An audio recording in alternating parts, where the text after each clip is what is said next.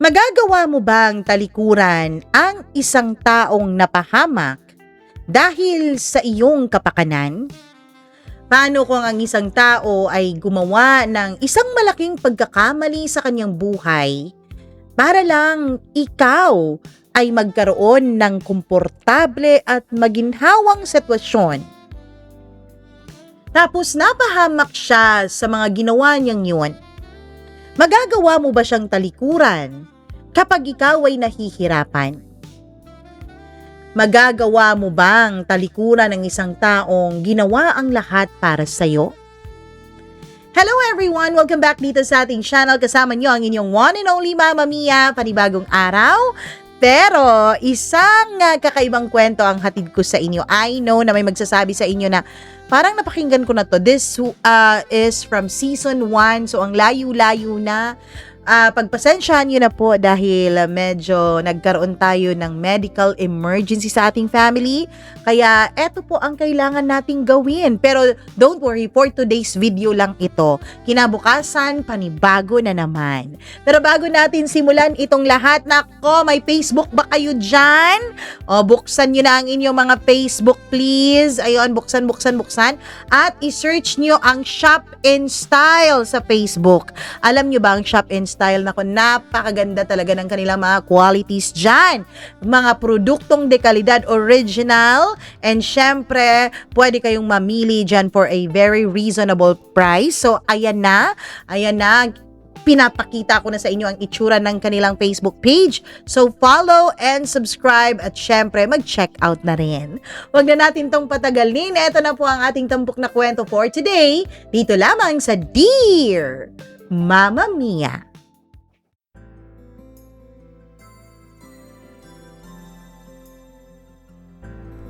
Paano mo ba aaminin sa asawa mo na ikaw ay nagkasala at nagbunga ang kasalanang iyong ginawa? Papatungan mo ba ng panibagong kasalanan para mapagtakpan ang ginawa mo? O aamin ka sa iyong ginawa kahit kapalit nito ay ang pagkawasak ng iyong pamilya? Paano kung ang asawang pinagsalaan mo ay nasa rehas na bakal at pinagdurusahan ng kasalanang ginawa niya para lang mabuhay kanyang pamilya? Sadyang minsan ay malupit po ang mundo.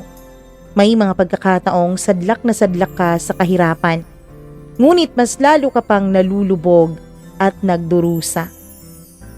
Sadya nga sigurong may mga taong ipinanganak na swerte at may mga ipinanganak na malas na sa buhay. Maraming nagsasabi na wala naman daw malas sa mundo. Nasa tao naman daw yun kung papaano niya patatakbuhin ang kanyang buhay. Subalit minsan, kahit anong pagsisikap mo, ay sadyang walang saysay ang lahat. Lalo na kapag kagaya kong mangmang at salat sa pinag-aralan. Saan nga ba kami nabibilang? Sa mundo bang mapagkunwari at sinungaling? O sa mundo ng karahasan at kasakiman? Dear Mama Mia, itago niyo na lamang po ako sa pangalang Lita, 36 years old at kasalukuyang naninirahan sa Bicol. May 3 po akong anak na lalaki at isang babae. Maglalako lang ako ng kakanin at kung ano-anong mga merienda na pwede kong ilako. Dinadala ko yon sa mga construction sites kapag oras na ng meriendahan. Karpintero po ang asawa ko at kung saan man na may proyekto ay doon siya nakakasama. Masasabi kong maayos naman kahit papaano ang kita naming mag-asawa at napagpagkasya naman namin sa aming pagkain at pambaon ng mga bata sa eskwela. Mama Mia, may kapayatan po ako at medyo maitim rin dahil na rin bilad ako sa araw sa paglalako ko. Mabait ang asawa ko at maalaga siya sa amin. Minsan, Mama Mia, nagkasakit po ang panganay naming anak at kinailangang dalhin sa ospital. Noong nandun na kami, Mama Mia, ay nanlumo po ako sa aking narinig mula sa doktor. Dengue raw ang sakit ng anak namin at medyo malala na. Nasa point na kasi na sumusuka po siya ng dugo. Wala kaming hawak na pera at wala rin namang magpapahiram sa amin. Dahil alam po ng karamihan sa aming lugar at sa aming mga pamilya na wala kaming kakayahan na magbayad. Kaya naman napilitan po ang asawa kong gumawa ng masama, Mama Mia. Naisalba ang buhay ng anak ko sa ospital dahil sa ginawa ng asawa ko. Nakokonsensya man ako ay wala rin akong magagawa. Mas iniisip ko na lang noon ang kapakanan ng anak ko kesa kakahihiyan namin. Mas iniisip ko ang kaligtasan ng buhay ng anak ko kesa kung ano ang tama at hindi. Mama Mia, nalusutan naman niya ang ginawa niyang yun dahil wala namang nakakita sa kanya. Kinausap ko siya at sinabing wag na niyang uulitin ang kanyang ginawa dahil ayokong buhayin niya kami ng mga bata ng pera na galing sa masamang bagay. Pumayag naman siya sa hiling ko, Mama Mia. Sinabi niya na hindi na niya uulitin at magtatrabaho na lang siya ng marangal. Pero ang hindi ko alam, Mama Mia, ay nakakasama pa rin pala siya sa pagnanakaw. Hanggang sa dumating ang punto na nahuli na siya ng mga pulis. Halos liparin ko noon ang presinto kung saan dinala ang asawa ko. Gulong-gulo ang isip ko noon, Mama Mia, habang papunta sa presinto ng pulis. At nung makita ko na ang asawa ko ay hindi ko na napigilan ang sarili kong bumuhos ang mga luhang kanina ko pa kinikimkim. Ano bang nangyari? Bakit mo na naman ginawa yon? Akala ko ba isang beses mo lang gagawin yon? Akala ko ba dahil lang yon sa may sakit ang anak natin? Yun ang pauna kong bati sa kanya nung magkita kami. Ang sabi niya, Mama Mia, ay hindi naman daw niya alam na sasabit sila. Naawa na raw siya sa amin ng mga bata. Ang gusto niya lang daw ay mabigyan kami ng kahit na konting ginhawa sa buhay. Mama Mia, sa galit ko ay nasinghalan ko siya. Hindi ka ba nag-iisip? Di ba sinabi ko na sa'yo na ayokong pakakainin mo kami ng galing sa masama? Hindi baling magdildil kami ng asin buong araw kaysa pakainin mo kami ng mga anak mo na galing sa masamang bagay. Paano na kami ngayon? Hindi ko mapigilang tanong sa kanya. Humina ang boses niya, Mama Mia, at yumuko. Tapos sumagot siya na hindi niya raw alam. Ayaw daw niyang makulong dahil natatakot siya sa loob ng kulungan. Nagmakaawa pa siya sa akin na gumawa raw ako ng paraan para makaalis siya sa lugar na yon. Tinanong ko naman siya, Mama Mia, kung saan ba ako kukuha ng perang ipangpapiyansa sa kanya. Isa pa, hindi lang po simpleng pagnanakaw ang nangyari. Nag-akyat bahay po sila ng kanyang mga kasamahan. Tapos, Mama Mia, nakuhanan pa ang iba niyang mga kasamahan ng mga pakete ng droga. Yung isa niya kasing kasama doon sa pagnanakaw, Mama Mia, ay kilala palang pusher sa lugar namin. At dahil nga sa nangyari, ay kasama po siya sa mga kinasuhan. Tinanong ko siya kung saan ba ako hahagilap ng pera. Ganyong walang-wala naman kami. Ilang ulit ko pang tinanong sa kanya, Mama Mia, kung ano bang pumasok sa isip niya at sumama siya sa mga taong yon. Pero paulit-ulit rin siyang nakikiusap sa akin na ayaw niyang makulong. Na gusto niya gumawa ako ng paraan para makaalis siya doon. Sinabi ko sa kanya na hindi ko alam kung ano ang magagawa ko. Sa ngayon ay magtiis na muna siya.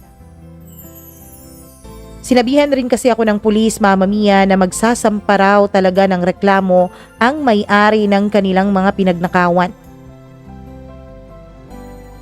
Sabi ko, susubukan kong makiusap doon sa may-ari nang sa ganon ay huwag siyang isama sa demanda. Umiyak naman siya, Mama Mia, at ang sabi niya ay hindi niya kayang hindi kami makasama ng kaniyang mga anak. Ang gusto niya lang daw ay mabigyan kami ng magandang kinabukasan. Sana naisip mo yan bago mo ito ginawa. Hindi mo na binigyan ng kahihiyan ang mga anak mo. Paano pa sila papasok nito sa school? Siguradong mababalita ito at siguradong tutuksuhin sila ng mga kaklase nila. Ang sagot niya sa akin ay hindi naman daw niya alam na sasabit sila. Sabi niya, ang naisip niyo raw nung gabing yun ay huling gabi na yun ang pagsama niya sa mga barkada niyang yun. Kaso minalas nga yata siya. Kung kailan huli na ay dun pa sila nahuli. Mama Mia, ang mas masakit pa ay siya lang po at ang isa nilang kasamahan ang nahuli. At yung nag-recruit sa kanya para doon sa grupo na yun ay nakatakas. Tumakas ito kasama ang kumpare namin na siyang nagsulsul sa kanya na sumama. Hindi ko alam pero sinabihan ko siya na ngayon ay siya ang solong magdurusa sa mga kasalanan na hindi naman niya solong ginawa. Inulit ko pa sa kanya, Mama Mia, na makikiusap ako sa may-ari ng bahay na kanilang pinagnakawan para iurong ang demanda sa kanya. Actually, sinubukan ko na pong makausap yung may-ari.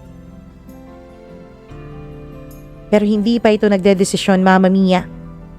Sinabihan ko na lang ang asawa ko na maghintay na lamang. Dahil sa ngayon ay uunahin ko muna ang mga anak namin. Wala na akong ibang aasahan noon, kundi ang pagtitinda ko na lang ng mga merienda.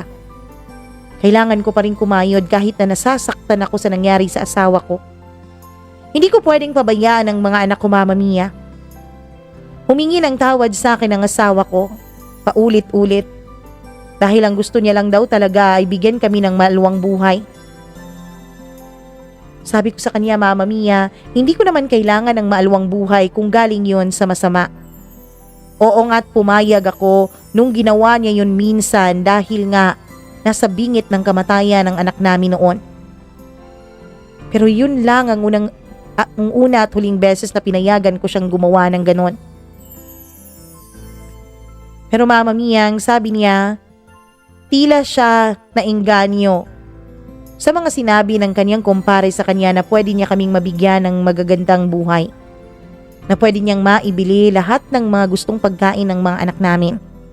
Na pwede niyang regaluhan ng kung ano-ano ang maaming mga anak sa tuwing birthday o Pasko. Hindi ko alam pero pakiramdam ko noon ay ginawa lang niyang dahilan ng mga anak namin. Dahil pakiramdam ko rin noon, Mama Mia, ay pati siya gumagamit na rin ng ipinagbabawal na gamot. Akala niya siguro ay hindi ko napapansin. Pero may minsan kasi, Mama Mia, na nakakita po ako ng foil na nasa may ilalim ng aming kama.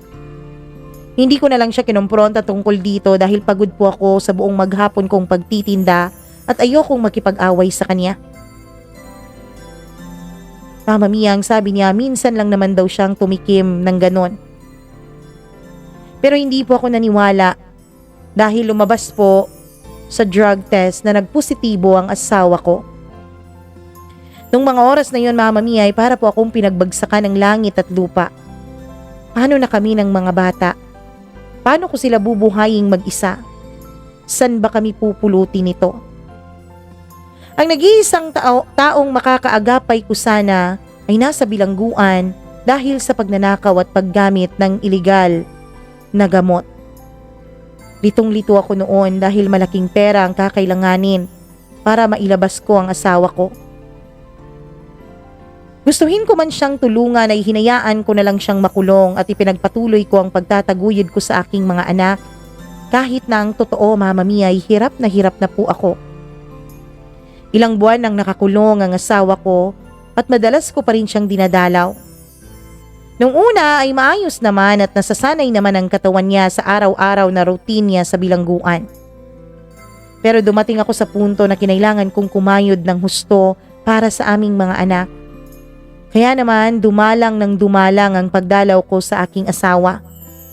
Hanggang sa unti-unti, Mama Mia, ay nawawala na rin ako ng panahon dahil na rin sa pag-aasikaso ko sa mga bata. At aaminin ko, dahil meron po akong ibang taong nakilala. Itago natin siya sa pangalang Freddy.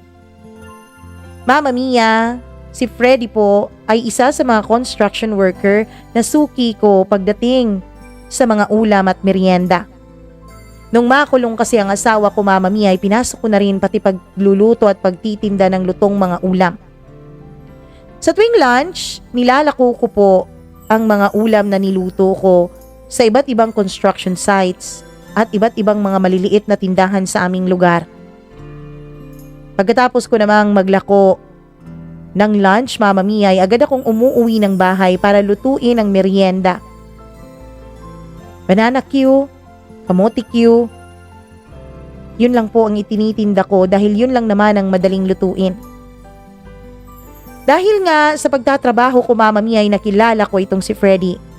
Araw-araw po siya kung bumili sa akin ng ulam. Nung tinanong ko siya isang araw kung ano ang kukunin niya sa mga ulam na dala ko, ang sabi niya ay mas gusto niya ang puso ko. Nagbibingi-bingihan ako nung mga panahon na yon. Sabi ko, ano ba sa kanya? Adobo ba o pinakbit? Adobo na lang daw. Doon naman ay hindi ko napigilang ibulong na akala ko ba sinabi mo ang puso ko. Mama Mia, nakarating pala sa kanyang bulong ko na yon at tumawa siya. Bakit, pwede ba? Tanong niya sa akin. Tumawa naman ako at ang sabi ko, hindi pwede kasi may asawa na ako at huwag niya akong landiin. Sabi niya, pwede naman daw kasi wala naman daw ang asawa ko sa bahay namin. Pwede raw akong magkaroon ng pangalawang asawa. Isa papayag naman daw siya na maging number 2 ko, Mama Mia. Tumawa na lang ako at inaakalang biro lang ang lahat ng mga sinabi sa akin ni Freddy. Mama Mia, puro kasi talaga kalokohan ang mga lalaki sa construction site. Kaya naman nasasanay na rin ako sa kanilang mga biro sa akin. Pero paminsan-minsan ay sinasaway ko pa rin si Freddy dahil baka akalain ng ibang mga kasamahan niya na may relasyon kaming dalawa. Pero ang sabi niya, Mama Mia, ay hindi naman daw siya nakikipagbiruan sa akin. Seryoso naman daw siya sa mga tinuran niya. Gusto niya raw talaga ako at wala raw siyang pakialam kung may makarinig mang iba. Binata raw siya at alam niya na sa side niya ay walang magagalit. Pero inulit ko, Mama Mia, na may asawa kong tao. Na kahit pa nakakulong yung asawa ko, ay asawa ko pa rin siya at kasal pa rin kaming dalawa. Ang sabi niya, Mama Mia, ay hindi naman daw kami kasal. Nagulat ako kung paano niya nalaman na nagli-live-in lang kaming dalawa ng asawa ko. Tinanong pa ni Freddy, Mama Mia, kung gusto ko raw ba na magpakasal balang araw. Dahil kung payag daw ako ay pakakasalan niya ako. Tutulungan niya raw ako sa pagpapalaki ng mga anak ko. Umiling-iling na lang ako at sinabing nababaliw na siya. Pero ang sabi niya ay mas nababaliw daw siya sa pagmamahal niya para sa akin. Seryoso daw talaga siya, Mama Mia. Umayag lang daw ako ay hindi na ako mahihirapang maghanap buhay. Tutulungan daw niya ako sa lahat ng gastusin namin sa bahay. Sinabihan ko siya na wag na lang ako dahil kilala ko siya at alam kong ang mga kagaya niya ay mga babaero. Sabi niya mabait daw siya. Tapos hindi naman daw siya kailanman nanloko ng babae. Oo, inaamin niya na marami siyang naging girlfriends pero wala naman daw siyang mga babaeng pinagsasabay. Mama Mia, tumawa na lang ako sa tinuran niya. Ang gusto niya raw talaga ay payagan ko siyang manligaw sa akin. Pero itinaboy ko siya at ang sabi ko wag na lang ako, iba na lang. Tama na may isang batong pumupukpok sa ulo ko.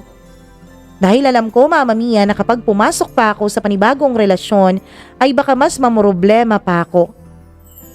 Sabi niya sisiguraduhin daw niya na hindi siya makakadagdag sa mga problema ko. Bagkus ay siya pa ang makakatulong sa akin. Mama Mia, hindi niya ako tinitigilan. Palagi niyang sinasabi sa akin na mahal niya ako.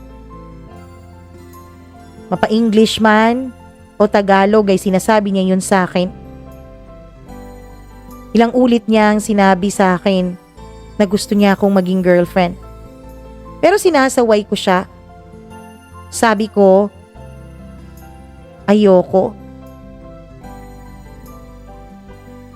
Pero Mama Mia, aaminin ko po na kinikilig ako sa tuwing sinasabi sa akin yun ni Freddy. Sa tuwing binibiro niya ako. Hanggang sa wala na nga akong nagawa, Mama Mia. Nagpadala na ako sa kakulitan ni Freddy. Naging boyfriend ko na lang siya isang araw dahil sa masyado na siyang naging makulit sa akin. Marami po akong nababalitaan tungkol sa pagiging babaero niya. Pero ewan ko ba, pati ako ay napasama sa mga naging babae niya. Tama ang sinabi niya sa akin na tutulungan niya ako sa paghahanap buhay. Pero hiniling ko sa kanya, Mama Mia, na ilihim na lang muna namin ang aming relasyon. Dahil baka makarating ito sa asawa ko sa kulungan at baka kung ano pang mangyari. Pumayag naman si Freddy kahit na isikreto pa namin ang relasyon naming dalawa. Tumagal ang relasyon namin ng 6 na buwan. Hindi ko na namalayan na nakakalimutan ko na pala na dalawin ang asawa ko mula noong naging magkarelasyon na kaming dalawa ni Freddy. Oo, Mama Mia, nakokonsensya naman ako. Kaya kahit labag sa kalooban ko, o mas tamang sabihing nakokonsensya ako kasi nga alam ko na may ginagawa akong masama na siyang tuluyang nagpawala ng oras ko para dalawin ang asawa ko sa kulungan. Natatakot rin akong puntahan siya doon, Mama Mia. Hindi ko yatang makita, Mama Mia, sa mga mata ng asawa ko na magduda sa akin. Isa pa, mula kasi nang maging magkarelasyon kami ni Freddy ay hindi ko na naiisip pa na makipagtalik sa sarili kong asawa. Dahil ang totoo ay si Freddy na ang mas gusto ng katawan ko. Siya lang ang gusto kong humahaplos at gumagamit sa akin. Alam kong hindi tama ang ginagawa ko, pero nabulag na po ako sa pagmamahal. At kahit alam kong nagtataksil ako sa asawa ko, ay nagpatuloy pa rin ako sa pakikipagrelasyon ko kay Freddy. Mama Mia, lunod na po ako sa kasiyahan sa lahat ng mga ginagawa naming dalawa ni Freddy. Hanggang sa hindi ko na lang namalayan na nagbunga na pala ang ginagawa kong pagkakamali. Nung nalaman ko, Mama Mia, nabuntis ako, ay naawa ako sa asawa ko. Pero naiipit po ako sa 2 nag-uumpugang bato. Iiwan ko ba si Freddy na mahal ko na? At nakakatulong sa mga pangangailangan namin ng aking mga anak? O magpapakatino ako at makikipagtalik sa asawa ko sa kulungan para lang maisalba ang sarili kong kahihiyan? Oo, Mama Mia, yun po ang iniisip ko. Na ipaako ko sa asawa ko ang pagbubuntis ko kay Freddy. Alam kong masama po ang ginagawa ko pero mas nanaig sa akin ang pagiging makasarili noong mga panahon na yon. Pagod na kasi akong maghanap buhay, Mama Mia. Pagod na ako sa buong araw na bilad ako sa init sa paglalako ng mga paninda ko. Pagod na po ako na sinusolo lang lahat ng mga responsibilidad para sa aming mga anak. Kaya naman, bukod sa kaligayahang na ibibigay sa akin ni Freddy sa kama, ay mas malaking timbang po sa akin ang pagtulong niya sa akin sa mga gastusin namin ng aking mga anak. Kaya naman nagdesisyon po ako na ilihim ang lahat sa aking asawa. Hinayaan ko po siyang isipin niya na maayos kami ng kaniyang mga anak. Dumalaw ako sa kulungan, Mama Mia. Kitang-kita ko ang gulat at tuwa sa mga mata ng asawa ko nung makita niya ako. Agad niya akong niyakap at hinalikan tapos kinamusta niya ang mga bata. Sabi ko okay naman kami. Tinanong ko siya kung siya kumusta ba sa kulungan. Sabi niya okay naman daw. Nakaka-adjust naman daw siya. Wala pa nga akong ibang nasabi, Mama Mia, ay napansin na niya agad na para raw tumataba ako. Sabi ko napaparami lang ako ng kain. Humingi pa ako ng pasensya sa kanya dahil hindi ako nakakadalaw kasi kailangan kong magtinda para sa mga gastusin at pambaon ng mga bata. Pero Mama Mia, nagbago po ang ekspresyon ng asawa ko. Bigla na lang niyang tinanong sa akin kung sino raw yung lalaki na nababalitaan niyang dumadalaw sa bahay namin. Hindi ako agad makasagot, Mama Mia. Tinanong ko siya kung saan ba niya naririnig ang mga chismis na yan. Bigla siyang sumigaw at sinabi niya wag daw akong magsinungaling at magsabi ako ng totoo.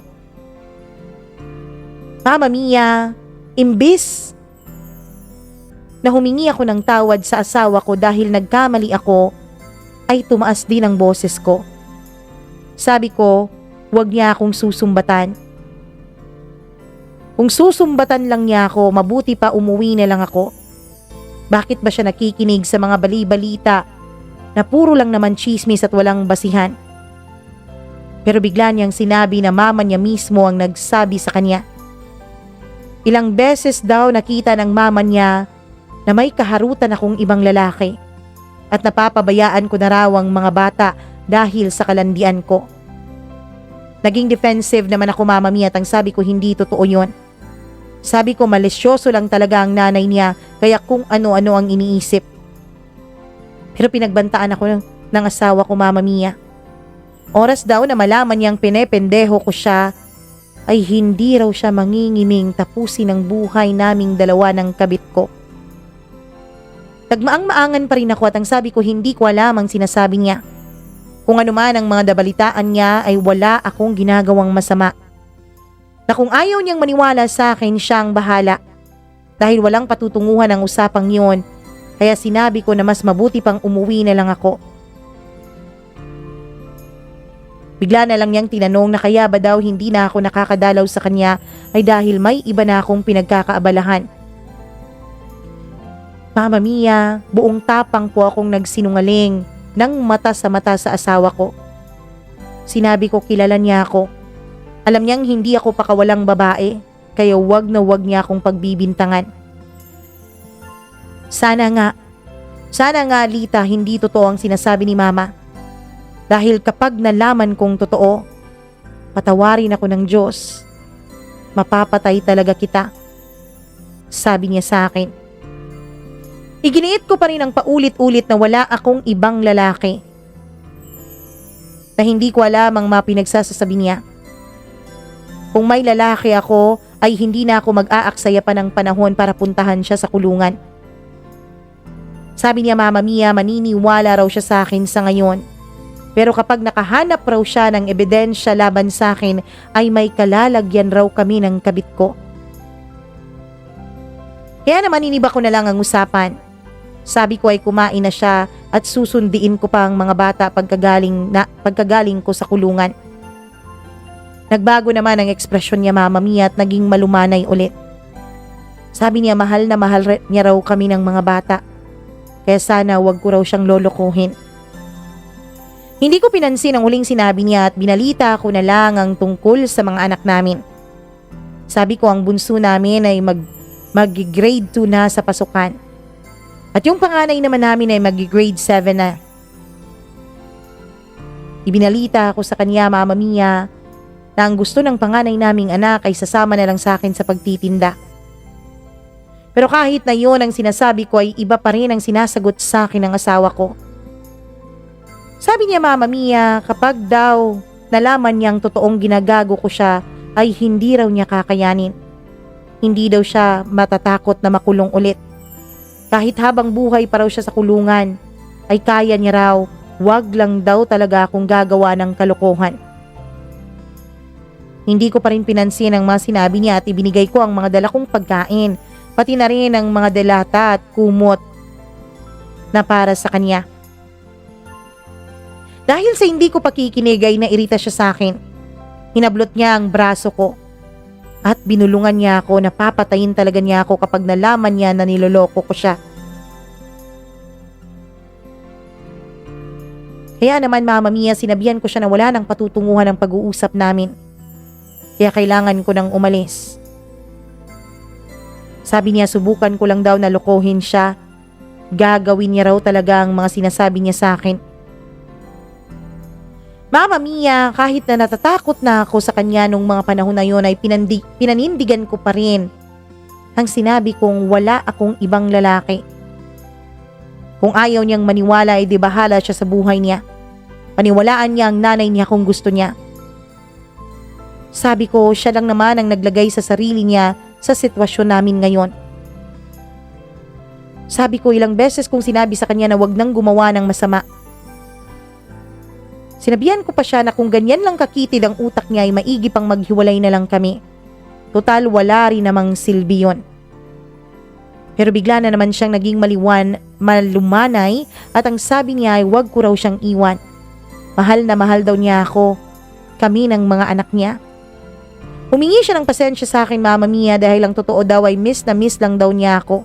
Kaya siya nagkakaganon. Unawain ko na lang daw muna sana siya. Hindi daw madali ang mga pinagdadaanan niya. Kung pwede nga lang daw ay tumakas, ginawa na niya matagal na. Naging mahinahon naman ako Mama Mia at ang sabi ko ay nauunawaan ko naman ang kanyang sitwasyon. Alam kong nahihirapan siya sa kulungan. Pero sana malaman niya rin na mas nahihirapan ako sa labas dahil mag-isa kong tinataguyod ang mga anak namin. Dahil sa pagkasabi ko ng ganon ay humingi siya ng dispensa sa akin. Humingi siya ng tawad dahil nagawa at nasabi lang daw niya ang mga bagay na yon sa labis niyang pagkamis sa akin. Sabi ko hayaan niya sa susunod ay isasama ko ang mga bata para makita niya ang aming mga anak. Humingi rin ako ng pasensya sa kanya Mama Mia na hindi ko nagagawang dumalaw sa kanya. Sabi ko babawi na lang ako sa susunod. Alam kong mali ang ginagawa kong pagsisinungaling ng mga sandaling yon. Pero hindi ko pala kayang sabihin sa kanya ang buong katotohanan. Natatakot ako na dahil sa nakita kong galit sa mga mata niya Mama Mia. Paulit-ulit niya pong sinasabi sa akin na kikitilan niya ako ng buhay. Kaya natakot ako. Aaminin ko na wala na akong nararamdaman para sa asawa ko. Mas mahal ko na po si Freddy at hindi ko alam kung hanggang saan aabot ang relasyon namin. Dahil may asawa po ako. Alam kong nasasaktan ang asawa ko dahil sa ginagawa ko. At alam kong mas masasaktan siya kapag nakumpirma niya na totoo ang kanyang mga hinala. Mama Mia, hindi ko akalain na ganun rin pala kabilis ang magiging karma ko. Isang araw ay nahuli ko po si Freddy na may kalandi ang ibang babae.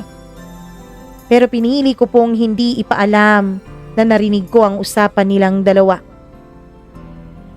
Papunta na sana ako sa construction site noon.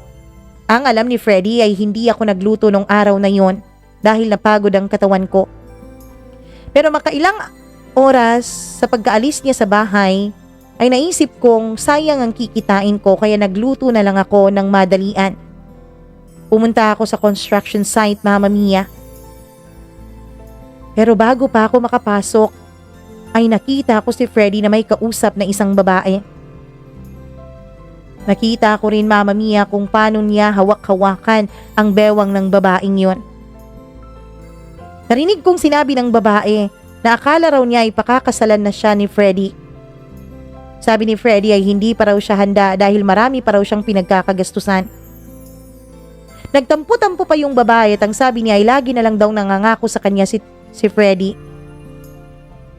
Ang tagal-tagal na raw nila. Kahit kailan ay hindi pa raw siya nito napapakilala sa kaniyang mga kamag-anak. Dahil doon ay nagkunwari ako na bagong dating pa at walang narinig. Nagkunwari din ako na hindi ako apektado dahil lihim lang naman ang relasyon naming dalawa ni Freddy. Mama Mia, nag-good morning pa ako sa kanya pero may halong pambabanta po ang tono ng boses ko. Nagulat siya nung makita niya ako. Pinakilala niya ang kanyang kasama bilang Lyra na kaibigan niya. Nag-react naman ang babae at ang sabi niya ay hindi raw siya kaibigan ni Freddy kundi girlfriend daw siya at malapit na raw silang ikasal. Nagpanggap akong nag-congratulate sa kanila.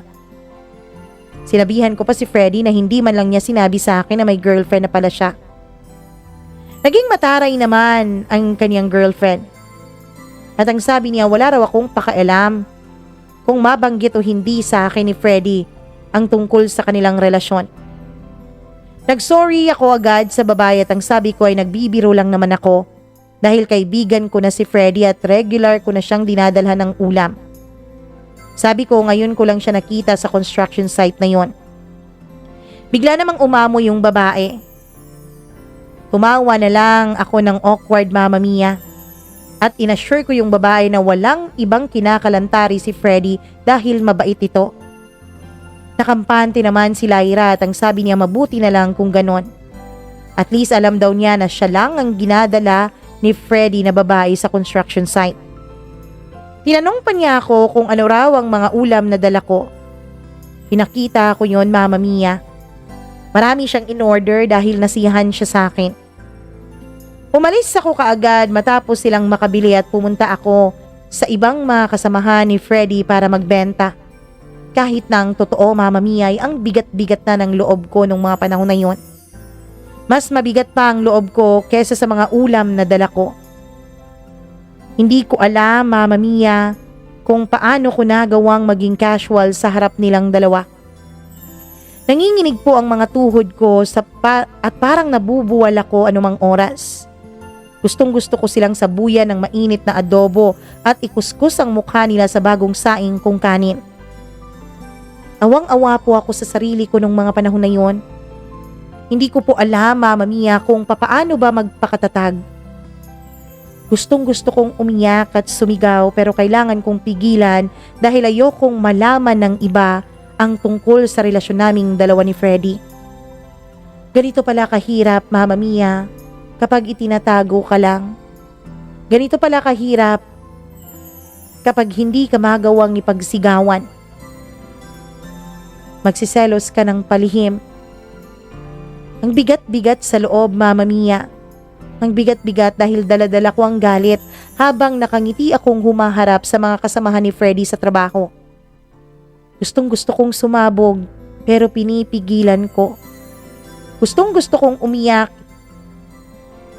pero pinipigilan ko ang mga luha kong pumatak. Nagmadali na akong magtinda, Mama Mia. Hindi pa nga nauubos ang mga tinda ko ay hindi ko na kinaya at nagmadali akong umuwi ng bahay. Pagkadating ko ay doon ko ibinuhos ang lahat ng sakit at bigat na aking nararamdaman. Humagulgol ako, Mama Mia. Hindi ko alam kung ano ang gagawin ko. Ang sakit-sakit kasi ng ginawa sa akin ni Freddy. Sabi nung babae ay matagal na silang dalawang magkarelasyon. Kaya nangangahulugan lang, Mama Mia, na pinagsabay kaming dalawa ni Freddy. Nangangahulugan rin na kung kabit ko si Freddy, malamang ay kabit din niya ako. Madami na rin naman akong nababalitaan tungkol sa pagiging babaero niya. Pero hindi po ako naniwala. O baka mas mabuting sabihin na nabulag na lang din ako dahil napamahal na siya sa akin. Kaya ko naman sana ang lahat, Mama Mia. Kaya ko naman siguro na malaman na may iba siyang babae. Kaya lamang, paano na ngayon na magkakaanak na kaming dalawa? Paano ko ipapaliwanag sa asawa ko ang ginawa ko? Ang dami-daming tanong sa utak ko na hindi ko alam kung ano ang maaring sagot. Ang pagharap sa tsismosang kapitbahay ay kakayanin ko. Pero ang kahihiyan na magiging dulot nito sa mga anak ko ay ang isang bagay na kinatatakutan ko ng husto, Mama Mia. Iniisip ko noon na ipalaglag ko na lamang ang bata. Pero naaawa naman ako dahil alam kong wala naman siyang kasalanan sa ginawa namin ng kaniyang ama. Mama Mia, kahit na isa kong makasalanang babae, kahit na isa kong babaeng sinusunog na ang kaluluwa ko sa impyerno, ay may konsensya pa rin naman ako. Lalo pat anak ko naman ang dinadala ko at anak rin ng lalaking minamahal ko. Litong-lito ang isip ko nung mga panahon na yon. Ang bilis-bilis talaga ng karma. Nagtaksil ako sa asawa ko tapos pinagtaksilan naman ako ng lalaking dahilan ng pagtataksil ko. Masakit pala, Mama Mia. Ang sakit-sakit. Sobrang sakit. Ngayon ko na uunawaan ang sinasabi ng asawa ko na papatay niya ako kapag niloko ko siya. Kaya nga palang kumitil ng buhay ng ang isang tao kapag sobrang galit niya dahil sa mga sandaling yon ay gusto ko na rin po nakitilin ang buhay ni Freddy at ng babae niya. Pero ganun pala, Mama Mia. Ganun pala kung bumawi ang karma. Doble-doble. Nahihirapan man ay kailangan kong harapin ang buhay. Hindi ko alam kung saan at papaano ko uumpisahan, pero nagdesisyon akong sabihin na sa asawa ko ang kalagayan ko. Pumunta ako sa bilangguan, Mama Mia, para dalawin ang asawa ko at ipagtapat sa kanya ang naging kasalanan ko. Habang nag-uusap kami ay panay pa ang saway sa amin ng jail guard dahil masyado na raw malakas ang aming mga boses. Pagkaupo ko ay sinabi ko na kaagad sa asawa ko na buntis ako. Galit agad siya, Mama Mia, at sinampal ako at tinawag akong hayop. Ang kapal daw ng mukha ko. Malandi daw akong babae. Tama raw ang sinasabi sa kanya ng kanyang ina. Humingi ako ng tawad sa kanya, Mama Mia, at ang sabi ko ay nadala lang ako ng tukso. Sabi ko ayoko nang dagdagan pa ang kasalanan ko sa kanya dahil hindi ko na kaya pang magsinungaling at nakokonsensya na ako. Sabi niya dapat lang naman daw na makonsensya ako dahil siya ay nandun sa kulungan dahil ginusto niya na bigyan kami ng magandang buhay ng aming mga anak. Tapos ako daw ay nakuha ko pang makipaglandian sa ibang lalaki at magpakasasa sa sarap. Umiiyak akong humihingi ng tawad sa kanya at ang sabi ko ay hindi ko sinasadya. Galit na galit siya, Mama Mia. Sabi niya na buntis ako ng ibang lalaki at ilang beses ako nakipagtalik sa lalaking yon tapos sasabihin ko lang daw sa kanya na hindi ko sinasadya. Sabi ko ay nadala lang naman ako ng tukso kasi nga sabi sa akin ni Freddy ay tutulungan niya ako na hindi niya ako pababayaan. Pagkasabi kong noon ay nag-overlap naman agad ang asawa ko. Sabi niya, kaya ko raw ba sinasabi sa kanya yan dahil pareho daw kami na napendeho. Siya raw ay pinependeho ko tapos ako raw ay pinependeho ng lalaking dahilan ng pagloloko ko sa kanya. Sabi niya akala daw niya tanga lang ako pero bobo rin pala. Sabi ko hindi naman yon ang dahilan kaya ako umamin. Umamin ako dahil nakokonsensya ako. Sumigaw pa siya, Mama Mia, na naging dahilan para sawayin kami ulit ng jail guard. Sabi niya wag ko raw bilugin ang kanyang ulo. Hindi raw siya bobo at lalong hindi siya tanga kagaya ko. Kung inaakala ko raw na mapapaikot ko siya sa drama ko ay nagkakamali raw ako. Alam niya na raw ang style na mga ganito. Kaya ko raw sinabi sa kanya kasi iniwan daw ako ng lalaki ko. Tinanong niya ako kung ipasasalo ko ba sa kanyang bata. Sabi ko ay hindi. Sinasabi ko lang sa kanya ang totoo kong kalagayan dahil alam kong malalaman rin niya ang totoo. At ang gusto ko ay sa akin niya mismo malaman ang lahat. Mama Mia. Tinanong pa niya ako kung sinasabi ko raw ba sa kanya ang lahat para mapabilang siya sa mga lalaking binobola ko. Ano raw ba ang gusto kong marinig mula sa kanya? Na pinapatawad na niya ako? Na aakuin niya ang anak na bunga ng mga kalokohan ko? Huwag ko raw siyang gawing siraulo. Nanindigan ako at ang sabi ko ay hindi ko naman sinasabi na akuin niyang bata. Sinasabi ko lang sa kanya ang kalagayan ko para mabawasan ang bigat na dinadala ko sa dibdib ko. Ayoko nang madagdagan pa ang mga kasalanan ko. Ang kapal-kapal raw ng mukha ko, Mama Mia. Sabi niya gustong gusto niya raw akong kitilan ng buhay nung mga oras na yon. Pero sabi niya hahayaan daw niya akong pagdusahan ang mga ginawa kong panggagago sa kanya. Sabi niya ipapakuha raw niya ang mga anak namin kay Mama. Nakiusap ako sa kanya na huwag niyang gawin sa akin yon. Sabi ko kaya ko namang alagaan ang mga anak namin. Alam kong mali ang ginawa ko Pero wag niya sanang kunin sa akin ang mga bata.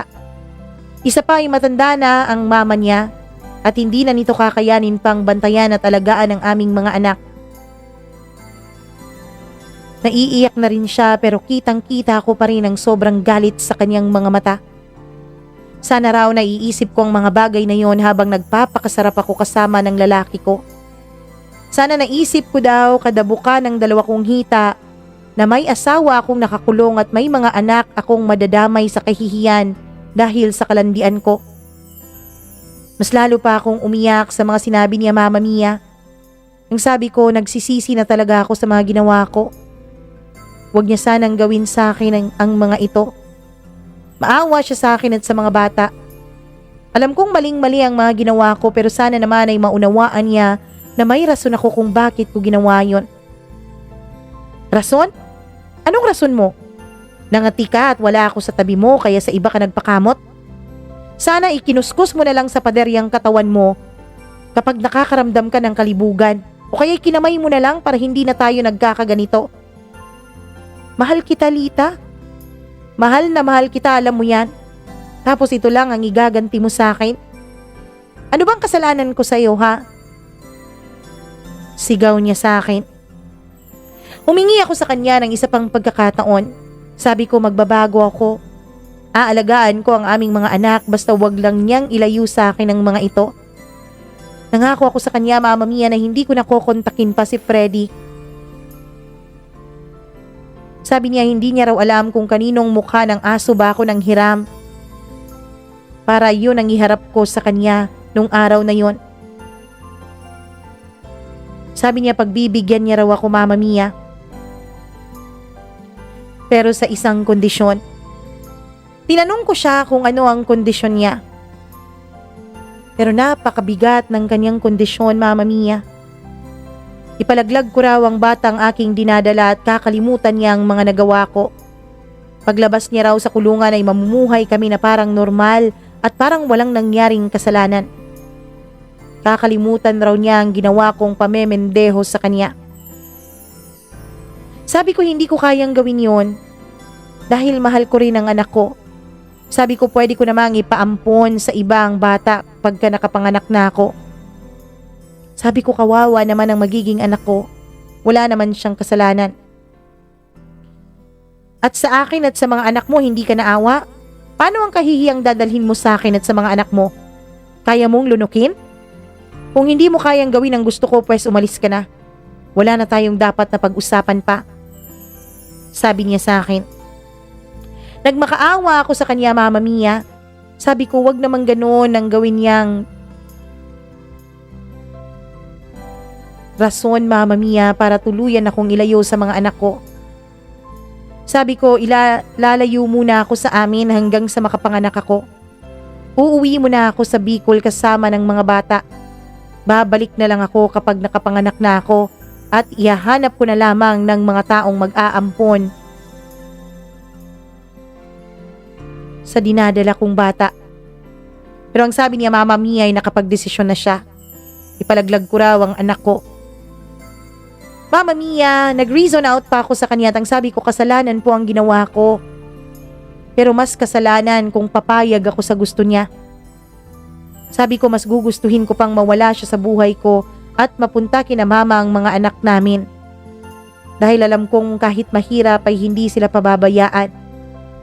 Buhay ang nasa sinapupunan ko at hindi ko kayang pumatay lalo na ng sarili kong anak.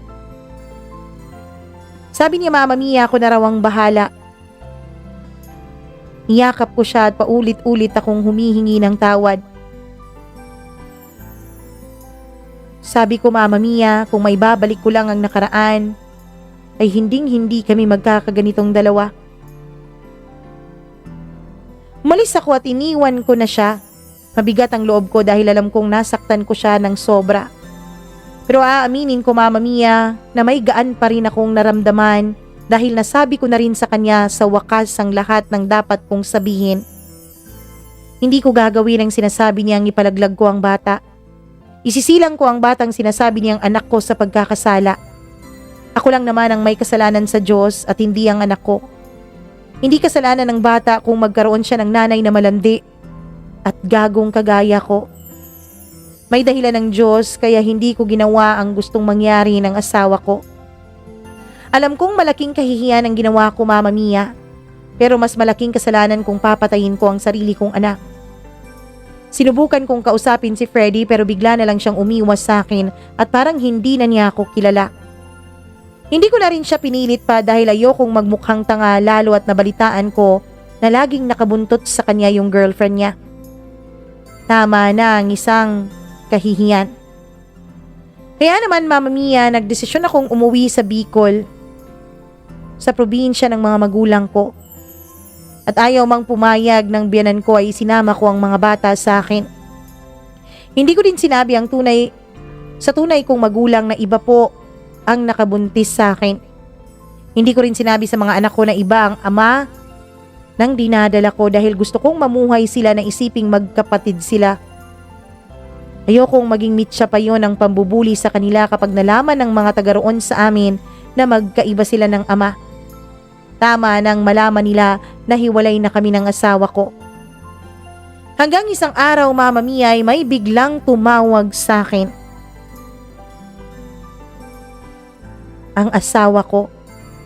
Ang sabi niya nakalaya na raw siya, Mama Mia. Sabi niya umuwi na raw ako sa amin at magbabagong buhay kami. Sabi ko hindi na ako sigurado kung uuwi pa ako doon sa kanya. Dahil maayos na naman ang buhay namin ng mga anak namin. Isa pa nag-aaral ang mga bata. Ang sabi niya, siya na lang daw ang pupunta sa akin. Doon ay inamin ko sa kanya na hindi ko sinunod ang gusto niya. Hindi ko ipinalaglag ang anak ko. Bigla siyang natigilan.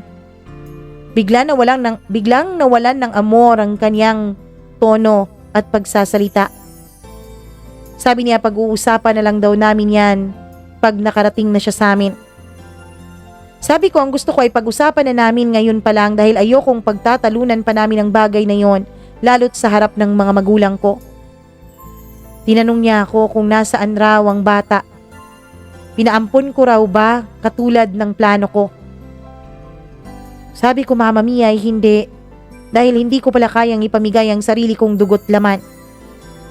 Doon ay hindi na niya napigilan ang galit niya. Akala raw ba niya ay ipapaampun ko ito. Sabi niya hindi niya matatanggap ang anak ko. Nagtanong pa siya sa akin, Mama Mia. Sabi niya akala daw niya ay gusto kong maging maayos muli ang pamilya namin. Sabi ko naman ay maayos na ang pamilya ko. Sabi ko kung gusto niya akong makasama at mabuong muli ang pamilya namin ay tanggapin niya ako at ang bata. Doon ay umiyak na siya, Mama Mia, at ang sabi niya sarili ko lang daw palagi ang iniisip ko. Isipin ko naman daw siya kahit minsan lang. Isipin ko daw ang mga anak namin. Siguradong matutuwa raw ang mga anak namin kapag nalaman nilang nakalaya na ang papa nila. Sabi ko ay matutuwa sila pero hindi nila alam na hindi siya ang ama ng bunso kong anak. Sabi ko ang alam ng mga bata ay iisa ang ama nila. Ngayon kung hindi niya kayang tanggapin ang anak ko ay pasensyahan na lang pero hindi na namin siya kailangan. Mama Mia, nagalit pa siya at ang sabi niya bakit ako parawang matapang. Ako na nga raw itong nagloko at namendeho sa kanya ay ako pa ang may ganang gumawa ng mga kondisyon. Ano raw ba ang kasalanan niya sa akin, Mama Mia? Sising-sisi raw siya sa mga ginawa niya, pero bakit raw ako patuloy na nagiging makasarili? Ang sabi ko ay gusto ko lang naman na maging maayos na ang mga bata. Ayokong darating siya sa bahay namin at isusumbat ang mga ginawa kong kasalanan. Ayoko ring sabihin niya sa mga anak niya na ang batang bunga ng pagkakasala ko ay hindi ni anak. Alam ko naman kung ano ang ginawa ko, Mama Mia eh. Pero ang gusto ko ay wag nang gumawa pa ng kasalanan. Ang gusto ko ay wala ng iba pang madamay sa kasalanang nagawa ko. Tinanong pa niya ako, Mama Mia, kung hindi ko na raw ba siya mahal. Sinagot ko siya ng totoo. Ang sabi ko, hindi na. At alam kong masama akong babae, marumi ako. Pero mas gugustuhin ko na lang na isipin niyang ganun ako kasama at karumi. Kaysa magsasama kaming dalawa at mamumuhay sa araw-araw na lagi na lang magsusumbatan dahil sa anak ko sa labas. Tinanong pa niya ako kung meron na bang iba. Sabi ko wala na akong ibang naging lalaki. Dahil ang gusto ko ay ituwid na lahat ng mga pagkakamali ko. Sabi niya, Mama Mia, may karapatan raw siyang makita ang mga anak ko. Sinagot ko siya at sabi ko hindi ko naman siya inaalisan ng karapatan sa mga anak niya. Kung gusto niyang silang makita, ay pwede naman siyang pumunta. Pero hindi ganun kadali yon. May mga isip na ang mga anak namin at sila ang magdedesisyon kung saan sila sasama. Sabi niya kapag nalaman daw ng mga bata ang totoo, ay sigurado raw siya na sa kanya sasama ang mga ito. Mama Mia, kapag naman dumating ang punto na malaman ng mga anak ko ang totoo at iiwan nila ako, ay tatanggapin ko pa rin. Dahil alam kong darating din ang araw na mapapatawad ako ng mga anak ko dahil hindi ko naman sila pinabayaan. Sabi niya marami raw siyang ebidensya sa akin at ang pinakamalakas na ebidensya niya ay ang bata. Ilalaban raw niya sa korte ang karapatan niya. Sabi ko naman ay hindi kami kasal. Hindi ko pinabayaan ang mga anak ko. Nagkamali ako, oo, pero pinagsisihan ko na yon. Oo, masama akong babae pero mas masama siya dahil gusto niyang ipalaglag o ipamigay ang batang walang kasalanan. Nakiusap pa siya, Mama Mia, na baka pwede pa naming ayusin ang lahat sa amin. Pero sabi ko, nakapagdesisyon na ako. Kung tatanggapin niya ng buong buo ang anak ko, ay tatanggapin ko rin siya para mabuo ang pamilya namin. Sinabi ko sa kanya na mag-isip siya at tawagan niya ako ulit kapag nakapagdesisyon na siya. Matapos ang usapan namin yun ng walang malinaw na desisyon, alam kong naging matigas ako at naging makapalang mukha ko, Mama Mia. Pero hindi ko po kayang ipamigay o patayin ang sarili kong anak. Bunga na nga siya ng mabigat na pagkakasala ko, ay gagawa pa ba ako ng isang kasalanan na mas mabigat? Isang taon pa ang lumipas. Panay pa rin ang pangungulit ng asawa ko na magbalikan kami pero ayaw pa rin niya sa anak ko. Hindi pa rin daw niya kayang tanggapin ang bunga ng kasalanan ko. Madalas pa rin niya akong sinusumbatan at iginigiit na kukunin niya ang karapatan niya para sa mga anak namin. Alam ko, Mama Mia, na wala naman ako sa posisyon para pamiliin siya.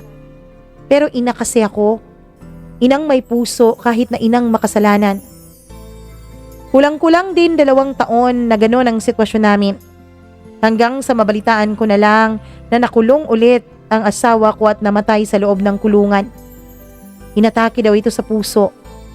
Masakit man sa mga bata na malamang patay na ang kanilang ama, ay hindi ko na pinaluwas pa sa Iloilo ang mga anak ko para makita ang kanilang ama kahit sa huling sandali nito sa mundo. Ayoko kasing maging tampulan sila ng mga chismis at pagtawanan ng ibang tao dahil sa ginawa kong kasalanan. Dahil sa kasalanan ng kanilang ama na paulit-ulit na nakulong. Ayokong silang magbayad sa mga kasalanan naming dalawa ng asawa ko. Maging ang biyanan ko, Mama Mia, ay sinabihan rin ako na wag nang pauwiin ang mga bata dahil naaawa siya sa posibleng mangyari sa mga ito kapag may mga chismosang nakakapag-ungkat ng mga nangyari. Sa ngayon po, Mama Mia, ay magli5 taon na po ang bunso kong anak. May mga nanliligaw pa rin naman sa akin pero ewan ko ba kung anong nakita nila sa akin. Hindi naman ako kagandahan at isa pa, 4 na po ang anak ko. May nanliligaw na byudo, meron ding matandang binata. Pero kahit bata pa naman ako at pwede pa ring mag-asawa, ay pinili ko na lamang na mag-isang buhayin ang mga anak ko. Kaysa mag-asawa na naman ako tapos isusumbat sa akin ng mga naging nakaraan ko. Ayoko nang balikan ulit ang aking nakaraan, Mama Mia. Sapat na sa akin ang aking mga anak. Maraming salamat po at hanggang dito na lamang ang kwento ng buhay ko. Sana hindi po ako husgahan ng mga tagapakinig mo. Sana po maunawaan nila kahit ang kasalanan na aking ginawa. Lubos na gumagalang, Lita.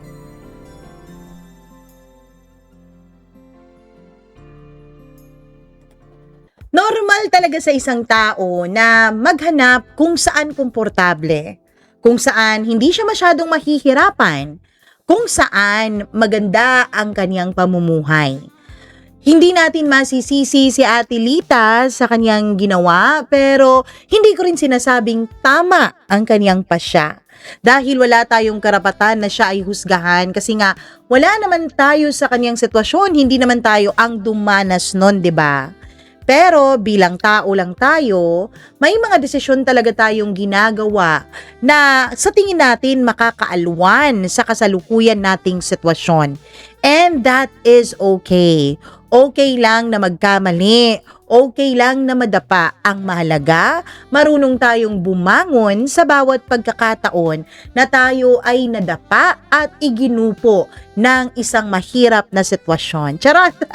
Grabe naman ang inyong Mamma Mia for today's video. Syempre, ganyan talaga kapag, 'di ba? Alam niyo na yon. Pero bago tayo mag-goodbye Philippines and goodbye world for today's video, nako, hindi po natin kakaligtaan na tayo ay babati. Syempre, nako, dyan pa ba ating makakalimutan ang pagbati sa inyo? Syempre, hindi po. Ganun, 'di ba? Hello sa inyong lahat. Maraming salamat sa inyong panonood, lalong-lalo na dito sa ating pong mga subscribers na mga members din at the same time. Thank you very much. Hi ako sa ating mga pinakaunang member na grabe, halos 1 taon na tayong sinasamahan. Maraming salamat kay Freaky, kay Mila Raduban, kay Gail Easy. Ayun, maraming salamat sa inyo at syempre, heto din ang ating mga members na nagpa-member din nung nalaman nilang may membership pala.